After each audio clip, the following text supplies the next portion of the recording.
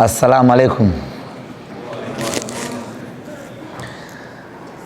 Awali ya yote tumshukuru Mwenyezi Mungu kwa kutujalia kusafiri salama kutoka Dar es Salaam hadi kufika hapa visiwani Zanzibar kwa ajili ya kuja kufanya mkutano huu na ndugu zetu waandishi wa habari wa hapa Zanzibar na waandishi wa habari wa Tanzania bara kwa ajili ya kuzungumza mawili matatu kuelekea katika mchezo wetu wa tarehe 20, mchezo wa nusu fainali ya kombe la shirikisho barani Afrika. Lakini awali ya yote nianze kwa kuomba radhi kidogo, sauti yangu haiko sawa sawa, lakini naamini mtanisikia na tutaelewana. Ndugu zangu waandishi wa habari ambao mko hapa ukumbini, ndugu zangu wana Simba ambao mnatufuatilia mubashara hivi sasa kutokea Azam TV pamoja na chaneli ya Simba Sports Club ya YouTube, niseme tu kwamba tuko hapa kwa lengo kuu moja la kuzungumza nanyi kuelekea mchezo wetu wa kwanza wa nusu fainali ya kombe la shirikisho Afrika baina ya Simba Sports Club dhidi ya Stellenbosch kutoka Afrika Kusini. Mchezo wetu dhidi ya Stellenbosch unatarajiwa kupigwa siku ya tarehe 20, siku ya Jumapili ya mwezi huu wa 4 saa 10 kamili jioni katika uwanja wa Amani Complex.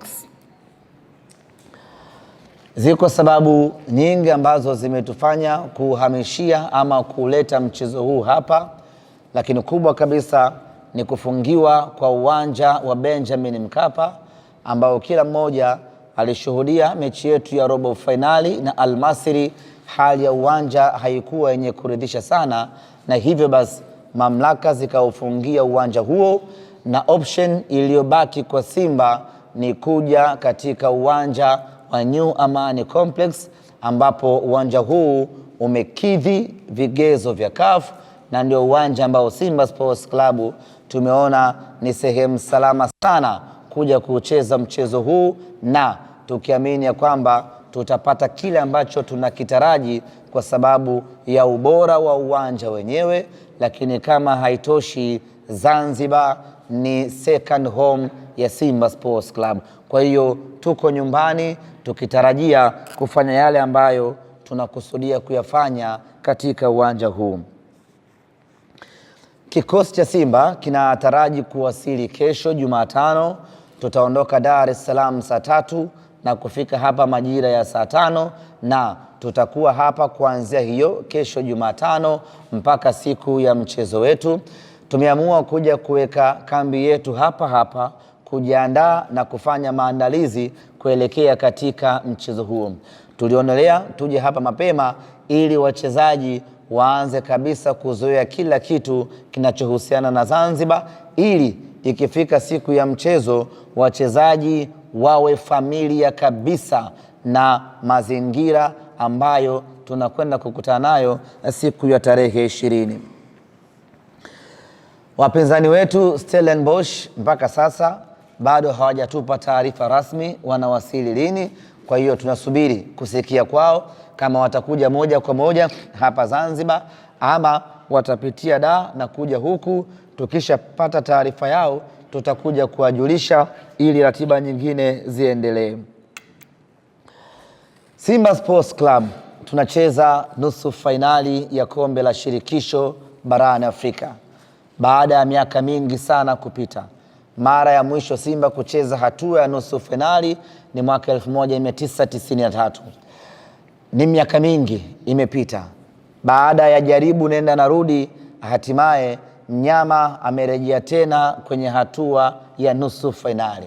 Baada ya kujaribu na kushindwa kwa takriban mara 5 mfululizo, mara hii ya 6 tumefanikiwa kufuzu na kuingia hatua ya nusu fainali. Sisi Simba Sports Club, kuanzia bodi ya wakurugenzi, management pamoja na mashabiki, tunayo furaha kubwa mno kufanikiwa kuingia hatua ya nusu fainali. Hii ni hatua muhimu sana kwetu kwa sababu inaongeza profile ya klabu yetu, inakuza profile ya klabu yetu. Nyote mmeona baada ya Simba kufanikiwa kuingia hatua ya nusu finali, tumepanda viwango vya ubora vya CAF kutoka nafasi ya 7 mpaka nafasi ya 4 hivi sasa.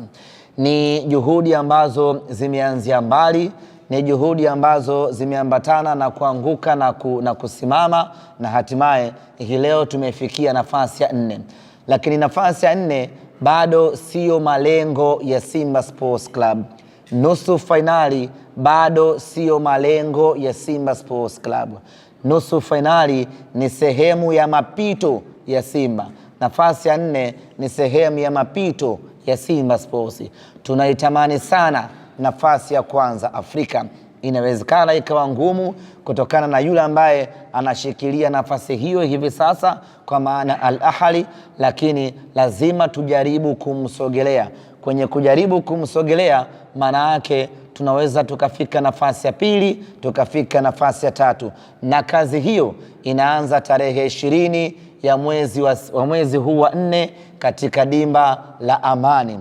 Imani yetu ni kwamba tukifanikiwa kuvuka na kwenda hatua inayofuata, kwa maana hatua ya fainali, tutakuwa tumepiga hatua kubwa zaidi kwenye ubora wa kafu, na hayo ndiyo malengo ya Simba Sports Club.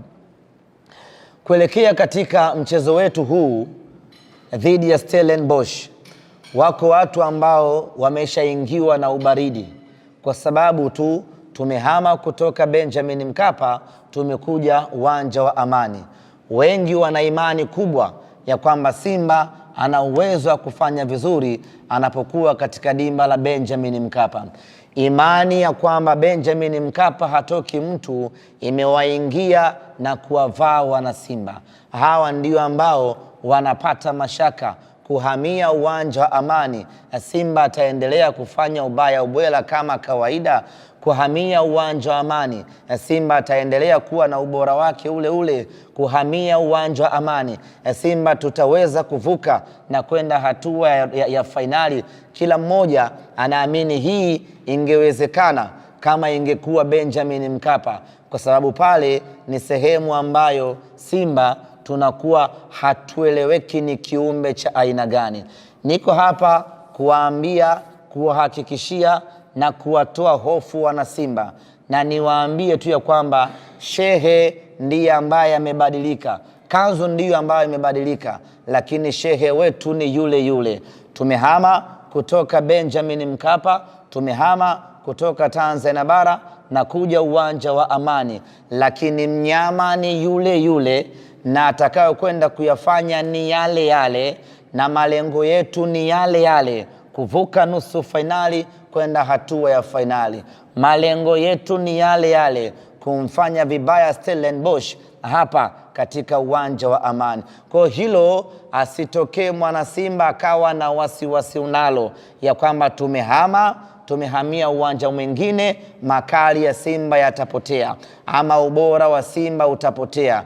Niwahakikishie wana Simba ya kwamba Simba ni ile ile. Hata tungeenda kuchezea chini ya bahari, Simba ubora wake ni ule ule. As long as ni ardhi ya Tanzania, Simba tunakwenda kufanya yale yale. Kwa hiyo mtu asiwe na mashaka hata kidogo. Ambacho tungemfanya Stellenbosch katika uwanja wa Benjamin Mkapa ndicho ambacho tunakwenda kumfanya hicho hicho katika uwanja wa New Amani Complex. Kwa hiyo wala wasiwe na wasiwasi wao. Jukumu lao la msingi ni kuja tu uwanjani, mengine yote watuachie sisi. Ndugu zangu ni waandishi wa habari, kauli mbiu yetu katika mchezo wetu wa robo finali kwenda nusu finali tulisema hii tunavuka. Tuliweka wazi kwamba hii tunavuka kwa sababu tulihitaji kweli kuvuka kutoka robo finali kwenda nusu finali. Na sisi kwetu hatua ya nusu finali mwaka huu ilikuwa ni kitu muhimu kweli kweli. Niliwahi kueleza ya kwamba katika mechi hile tumeweka kila kitu mpaka uhai wetu kuhakikisha kwamba tunavuka, tunakwenda hatua ya nusu finali. Nguvu kubwa, kazi kubwa, juhudi kubwa, maarifa makubwa yalitumika kuhakikisha kwamba Simba anatoka robo fainali anakwenda nusu fainali. Ni hatua ambayo kila mwana Simba alikuwa anaiota siku moja klabu yake ifikie hatua hiyo. Asante Mungu, tumefanikiwa, tumeingia hatua ya nusu fainali. Je, baada ya kuingia nusu fainali tunafanyaje sasa? Tunakwenda na kauli mbiu gani sasa? Tujipukute tuseme kwamba tumefanikiwa, hii ndio ilikuwa ndoto yetu, ama tufanye kitu gani? Kauli mbiu yetu kuelekea hatua ya fainali, kuelekea mchezo huu, tunasema hatuishii hapa. Baada ya kufanikiwa kuingia nusu fainali, hapo sio mwisho wetu. Simba Sports Club tunasema hatuishii hapa, kwa maana kwamba tunatoka kutoka hatua ya nusu fainali tunakwenda mpaka fainali. Kwa niwaambie wana Simba wale wote ambao wamesharidhika na hatua ya nusu fainali ya kwamba tulihitaji hatua hii na tumeipata hatua hii, sasa turidhike. Niwaambie tu wana Simba ya kwamba sisi hatuishii hapa, tunatoka hatua hii tunakwenda fainali, na mwaka huu malengo yetu ni kwenda kucheza fainali ya kombe la shirikisho barani Afrika. Tukifika fainali, kauli mbiu yetu itakuwa tunalibeba, lakini hapa kauli mbiu yetu tunaweka wazi kwamba hatuko tayari kuishia hatua ya nusu fainali, na ndiyo maana kwa kauli moja na kwa nguvu moja tunasema ya kwamba hatuishii hapa. Ndugu zanguni, bila shaka kila mmoja alifanya kazi kubwa sana ya kuhakikisha kwamba Simba anatoka robo fainali anakwenda nusu fainali. Kila mtu ni siri yake, alifanya kitu gani Simba kufika nusu fainali. Kila mmoja anajua alifanya kitu gani. Aliyeomba anajua aliomba nini, aliyesali anajua alisali sala ngapi, alisali raka ngapi. Kila mmoja anajua alichokifanya kuhakikisha kwamba Simba inafika hatua ya nusu fainali. Wachezaji wanajua walipambana vipi kuhakikisha kwamba Simba anafika nusu fainali. Viongozi wamepambana kwa kiwango gani, wanajua wao kuhakikisha kwamba Simba anafika nusu fainali. Benchi la ufundi wanajua walitumia mikakati gani na mbinu gani ya kuipeleka Simba nusu fainali. Nusu fainali tumefika. Rai yangu, wito wangu, kila alichofanya mtu kuitoa Simba robo fainali, kuipeleka nusu fainali, kwenye mechi hii ya kuitoa Simba nusu fainali, kuipeleka fainali, afanye mara tatu yake. Kama aliomba, basi azidishe maombi mara tatu yake. Kama alisali, basi azidishe sala mara tatu yake. Mapambano yoyote ambayo mtu aliyafanya kuitoa Simba robo fainali, kuipeleka nusu fainali, ayafanye mara tatu yake. Wachezaji wetu, nguvu waliotumia kwenye robo fainali, kwenye mchezo wa nusu fainali, watumie nguvu hiyo mara tatu yake. Viongozi wetu, mapambano walioyafanya kuitoa Simba robo fainali, kuipeleka nusu fainali, wafanye mapambano hayo mara tatu yake. Yaani kila mmoja azidishe mara tatu mapambano yake kuhakikisha kwamba Simba Sports Club anakwenda kucheza nusu fainali ya kombe la shirikisho Afrika msimu huu. Inawezekana sana Simba kucheza fainali kwa sababu timu hiyo tunayo, ubora huo tunao, na kila kitu kimekaa vizuri kwa upande wetu. Na kama haitoshi, fainali tunaanzia ugenini, tunamalizia nyumbani. Haleluya! Tunakosaje ubingwa mwaka huu mwana Simba? Kwa hiyo kazi kubwa ya kufanya iko hapa kwenye hatua ya nusu fainali. Tunaanzia nyumbani, tunakwenda kumalizia ugenini. Tunapaswa kufanya kila kinachowezekana katika mchezo wa tarehe 20. Kazi yote imalizikie hapa, shughuli yote imalizikie hapa, matokeo mazuri tutakayopata katika mchezo huu. Tukienda Durban, Afrika Kusini, tunakwenda kumalizia mechi ya pili. Wakati huo tayari mnyama ana uhakika wa kucheza fainali. Kwa ndugu zangu wana Simba, hii sio mechi ya mtu mmoja, hii sio mechi ya viongozi, na wala hii sio mechi ya wachezaji. Hii ni mechi ya kila mwana Simba. Kila mwana Simba aicheze hii mechi kadri anavyoweza, mara 3 ya nguvu aliyokuwa nayo, kuhakikisha kwamba mnyama anatoka nusu fainali anakwenda fainali. Na kwa hapa sasa, na kwa mechi hii sasa, tunatakiwa kuunganisha nguvu ya visiwani na nguvu ya bara, ziwe zote kwa pamoja, tumpeleke mnyama fainali. Hiyo inawezekana sana. Mechi inakuja kuchezwa Zanzibar. Wenyeji wetu ni watu wa Zanzibari. Wao wana kazi kubwa ya kufanya kuhakikisha ya kwamba wanaipeleka Simba fainali, na kwa hilo mimi sina mashaka nalo. Nitoe rai, nitoe wito, nitoe ombi kwa Wazanzibari wote, hasa wa Simba, kuhakikisha ya kwamba tunashikamana, tunapambana, tunafanya kila kinachowezekana, mnyama anakwenda nusu fainali. Niliwahi kusema katika mazungumzo yangu ya kwamba kila wakati wana historia yao. Wenzetu wana Simba, wenzetu wana historia ya kuipeleka Simba fainali mwaka 1993. Mwaka 2025 tunatakiwa kuandika na sisi historia yetu, ambayo itakuwa ni kuipeleka tena na Simba fainali, lakini sio tu fainali, na kuchukua na ubingwa wenyewe.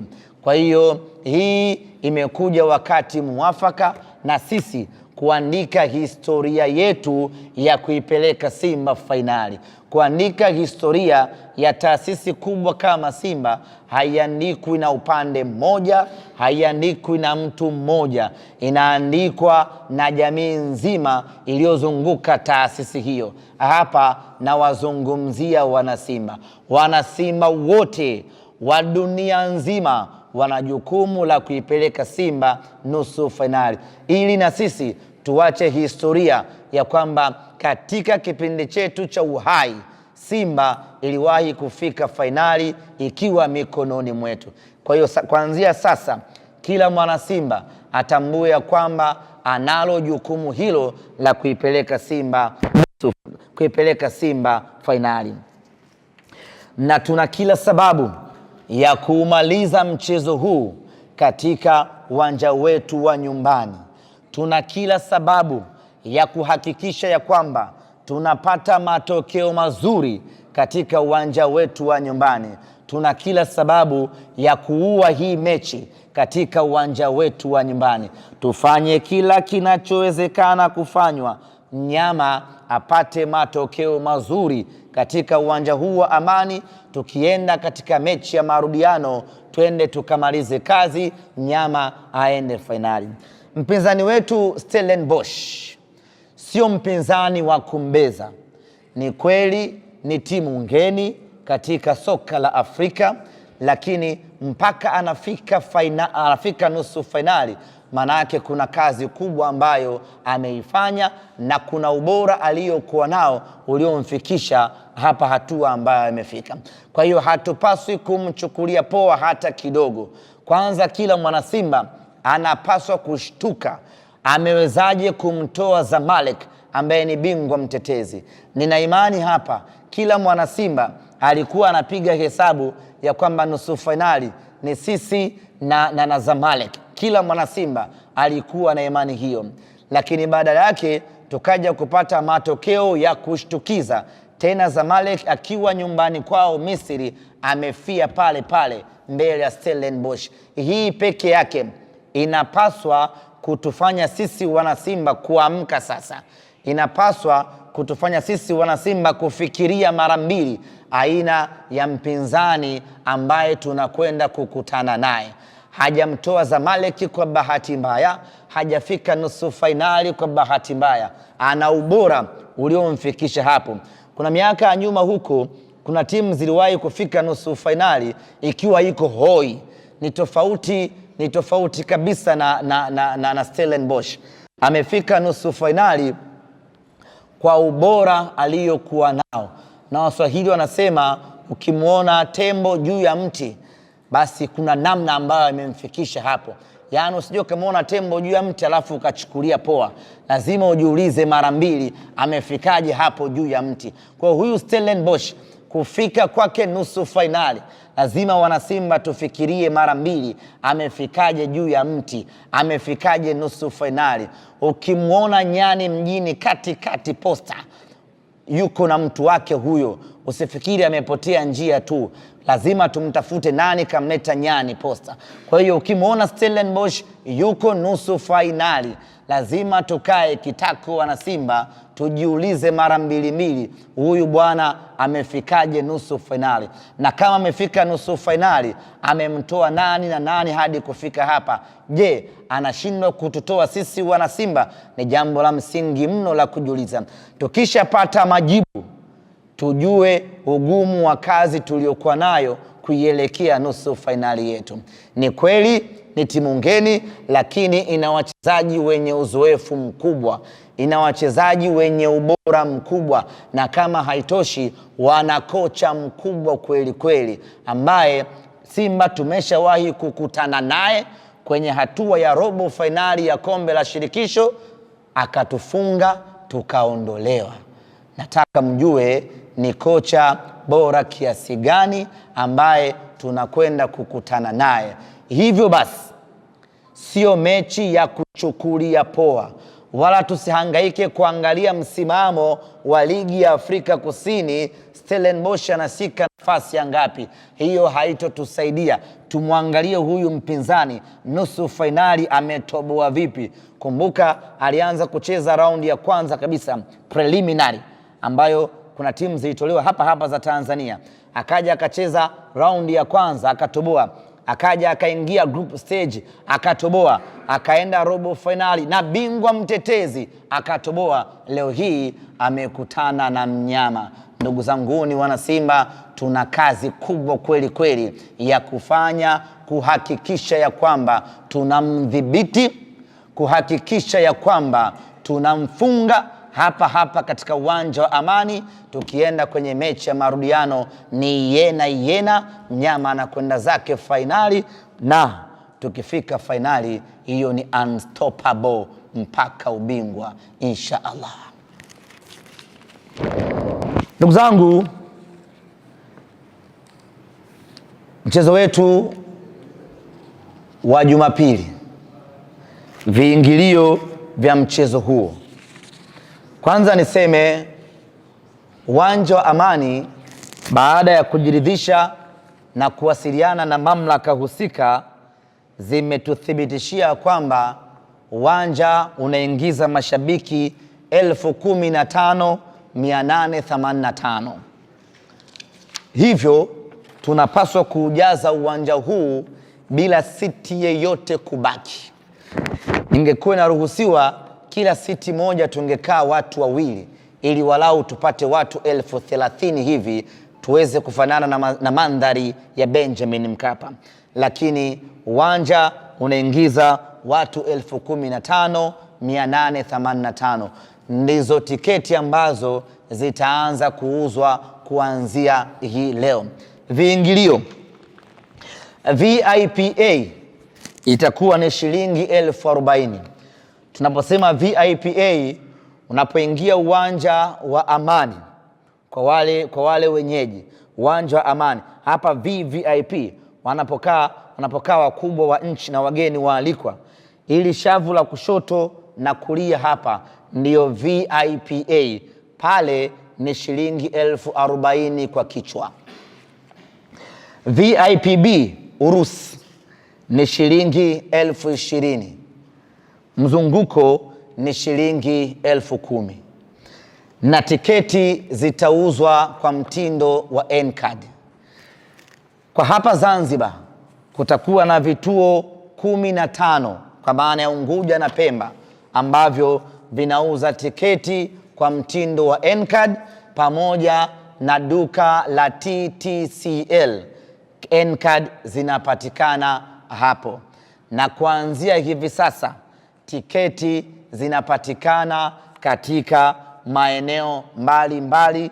Nitayataja hapa kwa faida ya wale wanaoishi Zanzibar, lakini vile vile tutatoa tangazo maalum ya vituo vyote ambavyo vinauza tiketi kwa hapa visiwani Zanzibar.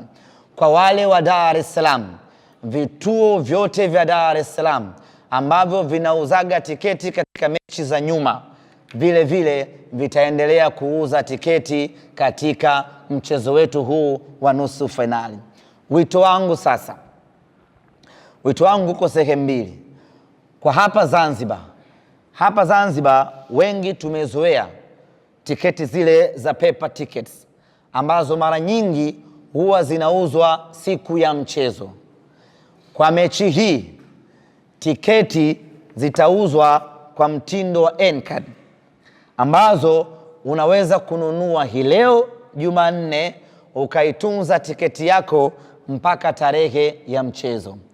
Na siku ya mchezo, this is very important, siku ya mchezo tarehe 20 tiketi hazitauzwa nje ya uwanja wa Amani. Tumezoea kununua tiketi siku ya mchezo uwanjani. Kunakuwa na mawakala kadhaa ambao wanauza tiketi nje ya uwanja wa Amani. Mechi hii ni ya CAF. Taratibu yake ni tofauti kabisa. Sio utaratibu wa Mapinduzi, sio utaratibu wa Muungano, sio utaratibu wa ligi kuu ya NBC, sio utaratibu wa ligi kuu ya Zanzibar. Utaratibu huu ni wa CAF ambao hauruhusiwi kuuza tiketi nje ya uwanja. Hivyo basi, yeyote ambaye anahitaji kununua tiketi, anunue tiketi yake hivi sasa katika vituo ambavyo ninavitaja hapa. Hapa nje ya uwanja Amani, kuanzia hii leo mpaka siku moja kabla ya mchezo, kwa maana tarehe 19 kutakuwa kuna mawakala wanauza tiketi hapa. Tarehe 20 hawatauzia hapa tiketi. Lakini vile vile yuko Muhammad Zaharan Abdullah. Huu ni wakala wa kuuza tiketi, anapatikana hapa Unguja. Lakini Shadrack Kimario yupo Kariakoo Mchina Tambi, naye ni wakala wa kuuza tiketi. Nuhu Jumanne yuko Buskuli, naye vile vile anauza tiketi. Rashid Isa Juma yuko Fuoni Mambo Sasa na Wasilisha, naye vile vile anauza tiketi. Lukman Omar Hamis yuko Radio 1 Daraja Bovu, naye anauza tiketi. Harith anapatikana hapa maeneo ya Amani. Fahad yupo Kwerekwe. Hamza yuko Meli Tano. Suleiman yupo Kwerekwe Sokoni. Mwinyi Mwana Kwerekwe Car Wash, naye vile vile anauza tiketi. Bila kumsahau TTCL ambayo ipo Kijangwani, na kwenye vile vile wanauza tiketi. Kwa hiyo tiketi yako nunua mapema hivi sasa. Kwa wale wa Dar es Salaam, usisubiri mpaka uje Unguja ndio uje ununue tiketi yako. Tiketi yako mwana Dar es Salaam, nunua huko Dar es Salaam. Ukija huku uje na tiketi yako mkononi. Tumetaja capacity ya uwanja hapa ili kila mtu aone ni idadi ndogo kiasi gani ukilinganisha na mahitaji ya watu ambao wanahitaji kuja kwenye huu mchezo. Maana yake, ili kujihakikishia kuiona Simba nusu fainali, unatakiwa kununua tiketi yako mapema ili uimiliki, na siku ya mchezo ikifika uje ushuhudie mchezo, uje ushuhudie historia, uje umuone mnyama. Kama ambavyo nimesema, mechi hii inapigwa katika uwanja wa Amani hapa Zanzibar, na wenyeji wetu ni watu wa Zanzibar kabisa. ambaye hujawahi hata kumfikiria kama yupo kiumbe wa aina hiyo. Kwa hiyo basi, ndugu zangu wa Zanzibari, niwaambie tu ya kwamba tarehe 20 mnakwenda kushuhudia kila kitu kipya katika uwanja wa New Amani Complex. Hii sio mechi ya mtu kukosa. Hii sio mechi ya mtu kuangalia kwenye TV. Hii sio mechi ya mtu kuhadithiwa. Hii ni mechi ambayo kila mtu anatakiwa aitazame kwa macho yake ya nyama, na tarehe 20 kila mtu atakwenda kuiona Simba ninayoizungumzia hapa. Na watu wa Zanzibar na kila sababu ya kujipongeza kupata nafasi ya kuiona Simba hii ambayo kwa mara ya kwanza ikiwa nafasi ya 4 kwa ubora Afrika inakuja kucheza katika ardhi yenu. Maana yake ni kwamba ni heshima kubwa, ni jambo la kujivunia. Tukutane New Amani Complex tarehe 20. Mechi ni saa 10 kamili, na hili ningependa tusisitizane hasa kwa wenyeji hapa, na kwa kuwa nyie ndio wenye huu mchezo, lazima tuwekeze nguvu kukumbushana kuhusu nyinyi. Tumezoea mechi zetu hapa mara nyingi ni saa 2:15 usiku, umeshashiba vizuri bofu yako, unakuja uwanjani. Mechi hii ni saa 10 kamili jioni, jua kali linawaka, ndio mechi inapigwa. Na kwa makusudi na kwa sababu zetu tumeweka muda huo, kwa sababu muda mzuri wa mazishi waga ni saa 10.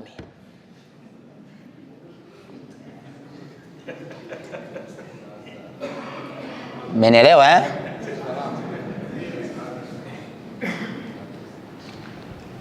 Muda mzuri wa kumzika mtu waga ni saa 10. Na sisi mida yetu yote ambao tukitaka kufanya ubaya ubwela na inatiki waga ni saa 10. Kwa saa 10 tunakwenda kuzika mtu New Amani Complex. Amani Complex, neno new toa. Amani Complex, tunakwenda kuandika kaburi la kwanza pale. Tukutane Amani Complex. Kwa hiyo tujiandae kisaikolojia, ndugu zangu. Mechi ni saa 10 kamili. Wale wanaotarajiwa kutoka Dar es Salaam na maeneo ya mbali siku ya mchezo, basi watambue kabisa mechi ni saa 10. So nafika hapa, aya, nilijuaga ile saa 2:15. Tusiishi kwa kukariri. Mechi ni saa 10 kamili jioni. Huo ndio muda wetu Simba Sports Club wa kufanya ubaya ubwela, ndio muda wetu wa kwenda kuzika watu.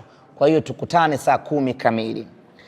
Kama kawaida yetu, sisi ni watu wa heka heka, na mechi hii pamoja na kwamba tuna uwezo wa kuuza tiketi 15,000 ndani ya muda mfupi, lakini asili yetu hatuwezi kuiacha, na mjasiri haachi asili. Asili yetu ni kispika, asili yetu ni hamasa, asili yetu ni kupita kijiwe kwa kijiwe, tawi kwa tawi, kuhakikisha kwamba tunafanya hamasa. Hata tiketi zikiisha leo, lakini ratiba yetu ya hamasa iko vile vile, iko pale pale. Hivyo basi tunatarajiwa kuanza hamasa ya mtaa kwa mtaa, tawi kwa tawi, kuanzia siku ya Alhamisi. Sijui itakuwa tarehe ngapi, lakini Alhamisi tarehe 18. Hamasa yetu itaanzia kwenye tawi la Mkwajuni ambalo lipo mkoa wa Kaskazini Unguja. Ni mbali kidogo kwa nyie wageni, ni mbali kidogo, lakini tutakwenda kuanzia hamasa yetu huko kwa ajili tarehe 17. Chiko umedanganya. Alhamisi ni tarehe 17. Tukitoka tawi la Mkwajuni tunakwenda tawi la Bumbwini, liko huko huko mkoa wa Kaskazini Unguja. Hilo itakuwa ni siku ya Alhamis, siku itaishia hapo. Siku ya Ijumaa tutaanza na kutoa sadaka kwa watoto yatima Kituo umeshapata? Sawa. Kwenye kutoa msaada kwa watoto yatima tunashirikiana na Mo Dewji Foundation. Lakini Mzanzibari yoyote, Mtanzania yoyote ambaye atahitaji kujumuika nasi siku ya Ijumaa anaruhusiwa na yeye kuja na sadaka yake, tukaambatana kwa pamoja na kwenda kuwafariji watoto yatima ambao wana uhitaji. Lakini inawezekana wote tusiweze kwenda kwenye kituo kimoja. Hivyo basi wanasimba kutoka maeneo tofauti tofauti, kwenye maeneo yao, kwenye mitaa yao, kwenye matawi yao, wanaweza wakajikusanya pamoja wakaenda kutoa misaada kwenye watu wenye mahitaji maalum. Hiyo itakuwa ni siku ya kitaifa ya Simba kutoa sadaka kwenye vituo vya watoto yatima, kwenye mahospitali, kwenye watu wenye mahitaji, ili mradi kujikaribisha karibu na Mwenyezi Mungu, ili tutakayomuomba atujalie tarehe 20 tuweze kufanya vizuri. Kwa hiyo kwa hapa visiwani Zanzibar, atakayeweza kuambatana nasi ruksa, atakayeshindwa anaweza akafanya yeye binafsi, wakafanya kama tawi, wakachagua eneo lao, wakaenda kutoa sadaka yao, wakaenda kutoa msaada yao, ukiweka nia ya kwamba Mungu, nakupa sadaka, natoa sadaka hii ili Simba yangu iweze kufanya vizuri siku ya tarehe 20. Mungu anapokea, tunamfanyia mtu hapo umafia, nyama anakwenda zake fainali. Kwa hili ni swala la kitaifa, kila mwana Simba, kila tawi wanapaswa kufanya hivyo siku ya Ijumaa tarehe 18. Tukimaliza kutoa msaada ama sadaka, tunaendelea na hamasa katika tawi la Mbuzini. Liko maeneo ya Mbuzini huku, kuna amsha vibaya mno huko.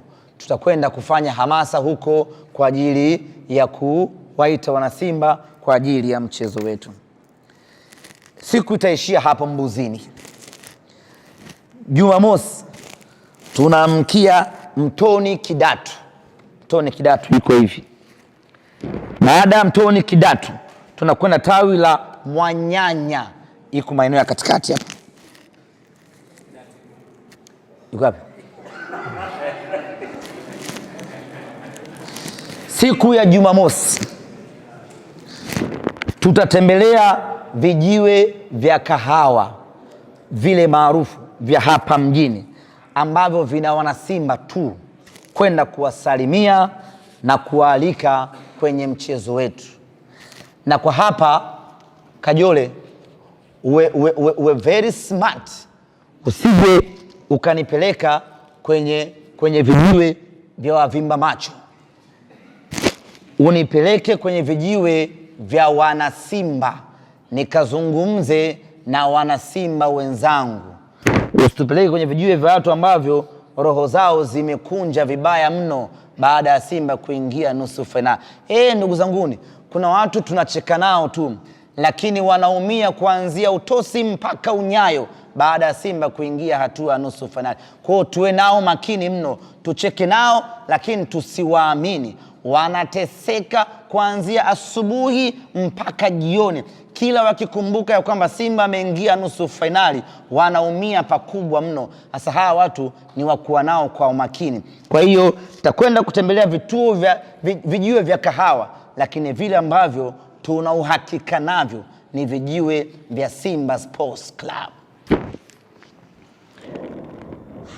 Jumamosi tutakuwa na funga kazi kwenye tawi la Kikwajuni. Hili ndiyo tawi la kwanza la Simba Sports Club Tanzania nzima. Lilianzishwa hili, baada hapo likaja tawi la Shibam ambalo ndio tawi la pili, lakini tawi la kwanza kabisa ni tawi hili la Kikwajuni. Kwa hiyo siku ya tarehe 19 tutakuwa na mkutano mkubwa kabisa baina ya sisi na wanachama, mashabiki wote wa tawi hili la Kikwajuni na matawi yote ya hapa Zanzibar, mnaalikwa kwenye tawi hili la Kikwajuni kwa ajili ya funga kazi kuelekea katika mchezo wetu ambao utakuwa ni kesho yake, siku ya tarehe 20. Inawezekana kwenye orodha hii tawi lako halijatajwa ama tawi lako halimo. Hiyo isikutie mashaka mwana Simba. Muhimu hapa sio kutembelea tawi fulani. Muhimu hapa ni kutembelea wana Simba. Kwa hiyo kama wewe uko karibu na tawi fulani lakini sio tawi lako, wewe njoo kwenye hilo tawi, tutakutana hapo tuzungumze pamoja. Kama ilivyo kwa Muislamu achagui msikiti, adhana ikilia hapo hapo walipo wanaingia na swali. Ndivyo hivyo kwenye harakati hizi, tawi lolote ambalo wewe mwana Simba utakuwepo, ni karibu yako, karibu hapo, tuje tuzungumze kuhusiana na Simba yetu. Kwenye hili letu ni moja, hatuishii hapa, tunataka kwenda mpaka fainali.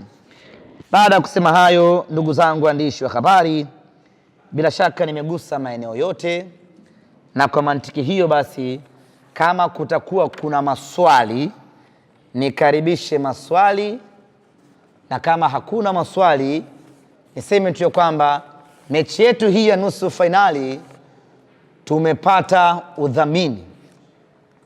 Yaani mechi hii ya nusu fainali ina wadhamini wake maalum kutokana na ukubwa wa mechi yenyewe. Na kwa hapa nipende kumtambulisha CRDB Bank kama mdhamini wetu katika mechi yetu hii ya nusu fainali. Amekuwa nasi CRDB tangu mechi ya kwanza kabisa ya hatua ya makundi mpaka hii leo, ameendelea kudhamini mechi hadi mechi. Tunamshukuru kwa sababu udhamini wake unatuongezea nguvu wana Simba na unatuongezea ubora, na hatimaye tumefanikiwa kufika mpaka hatua ya nusu fainali. Na tumwambie tu ya kwamba CRDB ya kwamba hatutakuangusha, tutakupeleka mpaka fainali kwa mapenzi yake Mwenyezi Mungu. Manake ni kwamba utaendelea kutupa hela zako mpaka fainali. Lakini vile vile tuko na Yas, naye kutokana na umuhimu na thamani na ubora wa mchezo wetu huu, Yas naye vile vile ametudhamini Simba Sports Club ili tuwe na mazingira mazuri ya kimaandalizi na hatimaye tufanikiwe kwenda hatua ya fainali.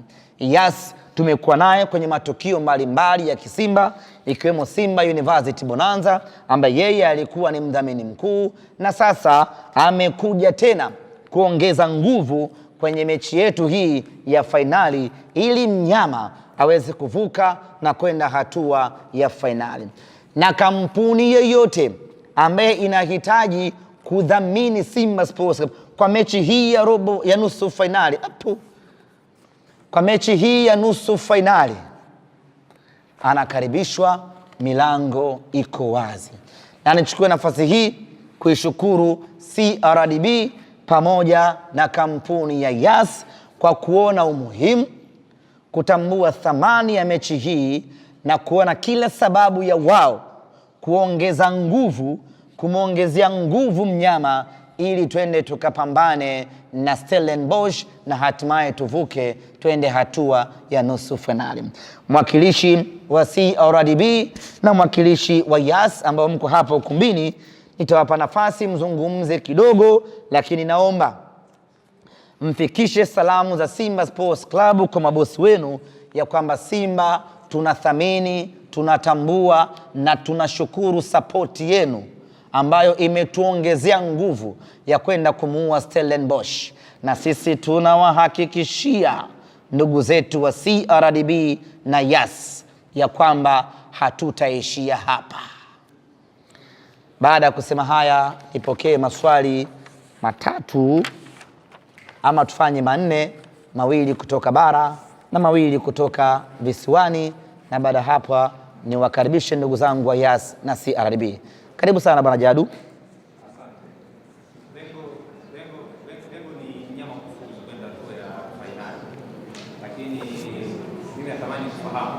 Bila shaka mnyama anacheza mara ya mwisho kwenye dimba hili ilikuwa ni nyasi bandia 100%. Lakini kuna maboresho yamefanyika, kuna asilimia kubwa ya nyasi asilia. Natamani kufahamu, je, kuna mpango ambao umeweka kuhakikisha pengine timu na wama kikosi kawai ili kuyazoea mazingira, ama hii tayari mnakondaa wote pale mchezo? Swali nyingine ndio Bigane TV. Swali langu ni kuhusiana na kwenye hizi hamasa ambazo tuliona kwenye mchezo uliopita, kulikuwa kuna mtu ambao mliwekeza kuwaita wageni mbalimbali ambao walionyesha pia kupata hamasa kutoka kwa upande huu. Kwenye mchezo huu labda kuna wageni wengine ambao mnawaalika?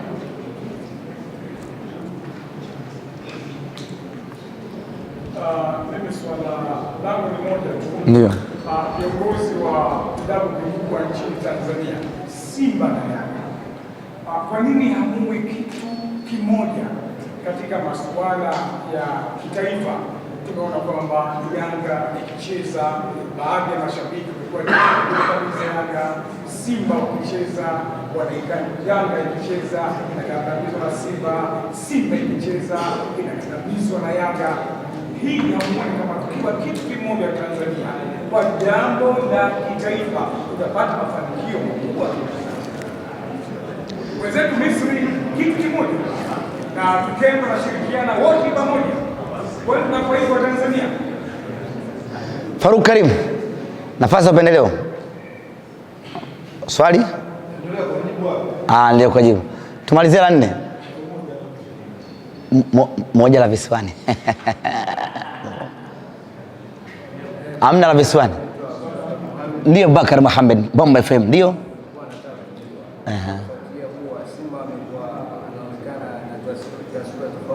Ndio. Ndio.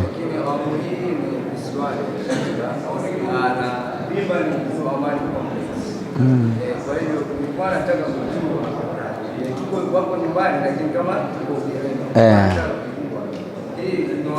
wameandaliwa wachezaji mazingira mazuri kiasi gani, lengo kuizoea hiyo hali kwa haraka na ikiwezekana vizuri. Ndio. Bwana msemaji, umezungumzia kuhusiana na hamasa kutaja vituo vingi ambavyo tunajua kwa wanasimba ambao wako Pemba, tumeandalia Pemba mbali. Nadhani tujibu haya maswali. Jadu anauliza mara ya mwisho Simba Sports kucheza uwanja wa Amani ilikuwa ni nyasi bandia. Sasa hivi kuna nyasi asilia. Je, mpango ukoje kuhakikisha kwamba timu inakuja mapema ili kuzoea nyasi asilia? Niseme tu ya kwamba nyasi asilia tangu tumeanza mashindano yetu Simba Sports, kuanzia hatua ya kwanza hadi kufika hapa,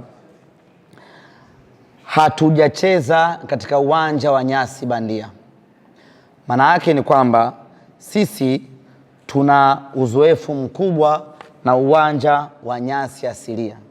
Kwa tunakuja kucheza katika mazingira ambayo tayari tunayajua, tayari tumeyazoea. Lakini kama haitoshi, timu inakuja kesho. Though hatutofanya mazoezi katika uwanja wa Amani, lakini tutafanya mazoezi katika kiwanja ambacho kinafanana asili yake na uwanja wa Amani, ili wachezaji waweze kuzoea ile comfortability ya nyasi za uwanja wa Amani. Kwa hilo lisikutie mashaka. Uliza nini? Wageni nini? Mechi ya robo finali anauliza. Tulialika wageni wengi sana, jambo ambalo lilileta hamasa kubwa. Uko sahihi, na katika mechi hii mwendo ni ule ule. Never change the winning team.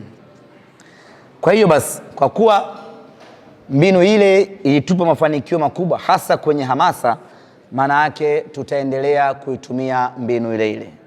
Hii ni kusema ya kwamba tutaendelea kutangaza wageni ambao tutawaalika katika mchezo wetu wa tarehe 20. Tupiane subira, leo ndo kwanza Jumanne. Swali moja kutoka hapa visiwani Zanzibar. Kaka mkubwa anauliza, kwa nini vilabu vya Tanzania hamui kitu kimoja napocheza na vilabu vya nje? Na huyu bwana aliuliza anaonekana ni mzalendo sana, kwa sababu ameuliza hili swali kwa uchungu. Nilikuwa nasoma taswira yake ilivyo. Swala la kuwa kitu kimoja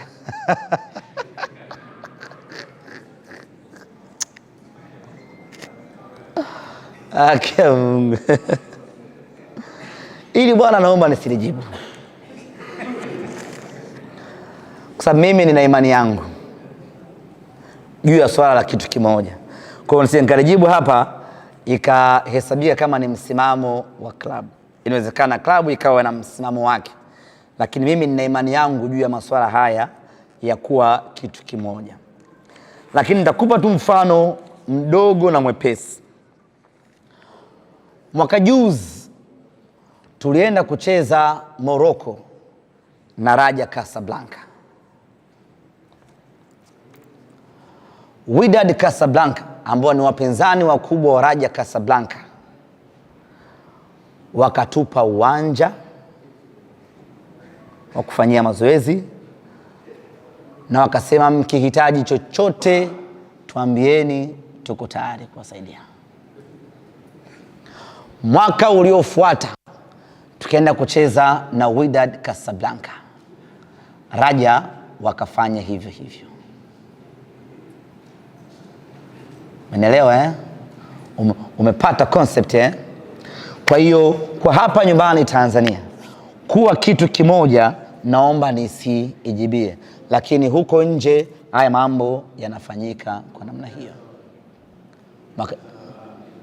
Yes, Zamalek ukienda kucheza na Al Ahly, Zamalek wanajitanabaisha kabisa, wafungeni hao.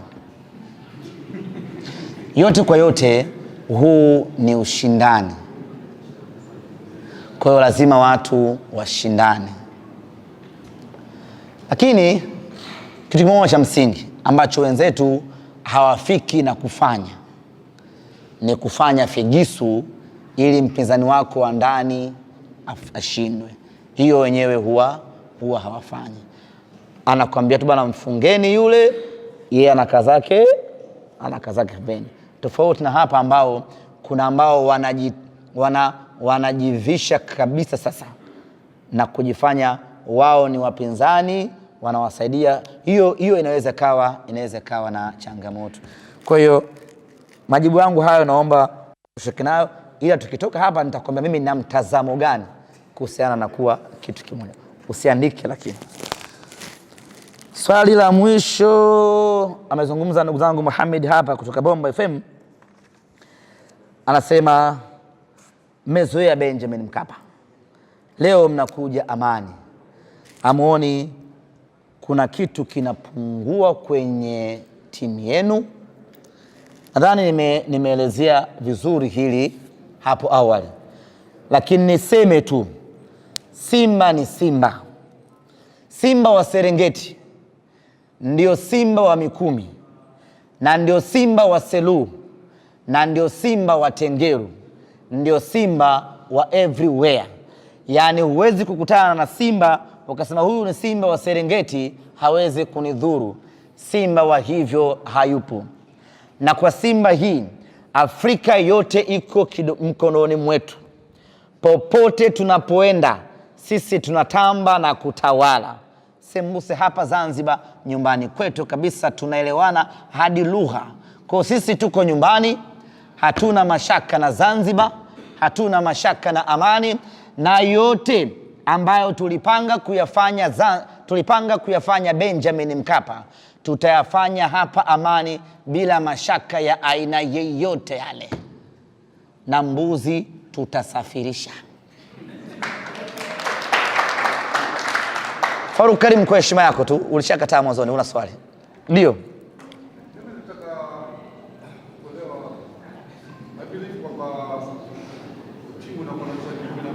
Ndio. Fikia mwisho, lakini kuna jambo la msingi sana ningependa kusisitiza, nalo linahusiana na amani, utulivu na ustaarabu katika mchezo wetu wa nusu fainali. Wako watu wenye nia ovu ambayo wamekuwa na mipango kadhaa ya kuihujumu Simba ionekane ni timu yenye watu ambao ni wakorofi, ni timu ya wafanya vurugu, ni timu ya watu ambao hawana maana kwenye mechi za CAF, ili tuweze kuadhibiwa na CAF, kufungiwa kutoenda uwanjani. Kwenye mechi yetu na Al Masry, kila mmoja alishuhudia dakika za mwishoni, kuna mtu mmoja alivamia uwanja, lakini kabla hajatimiza dhamira yake aliyokusudia alizuiliwa. Sasa basi, mtu yule baada ya kumwangalia kwa kina, hakuwa shabiki wa Simba, ni mtu ambaye alikuwa na ajenda yake ambayo aliingia nayo uwanjani, na ajenda yake ni kuichafua taswira ya Simba Sports Club ambayo imekuwa na taswira chanya ya mashabiki bora. Sasa kuelekea mchezo wetu wa tarehe 20, kila mwana Simba awe mlinzi wa mwana Simba mwenzie.